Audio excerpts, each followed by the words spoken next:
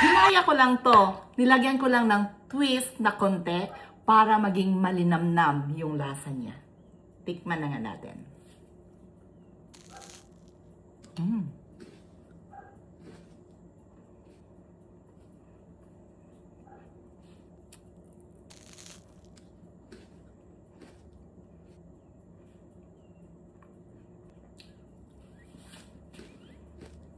Itong ating baking tray, lagyan lang natin ng parchment paper.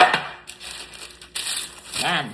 So, napakadali lang ito. Nakita ko lang siya, simpleng-simple at napakadali. No fail. Okay.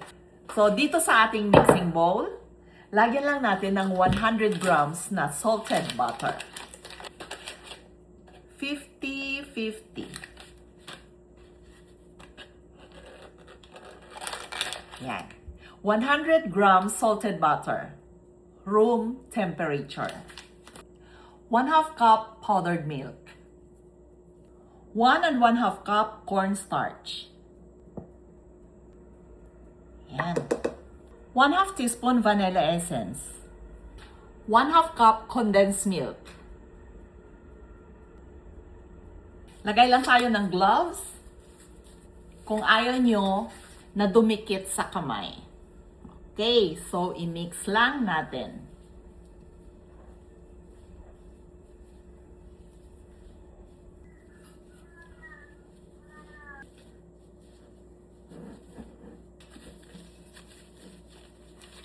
Ayan.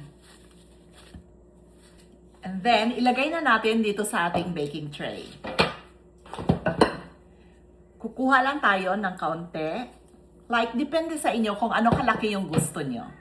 Then, ipabilog. Then, ilagay dito sa baking tray.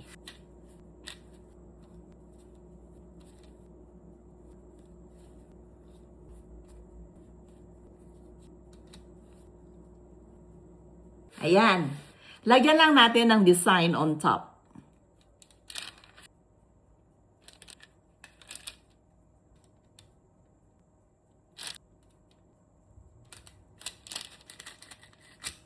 Okay, so nakagawa tayo ng 15 pieces. I-bake na natin sa ating preheated oven na 175 degrees Celsius for 20 minutes. Look at that! Ang bango! Palamigin muna natin.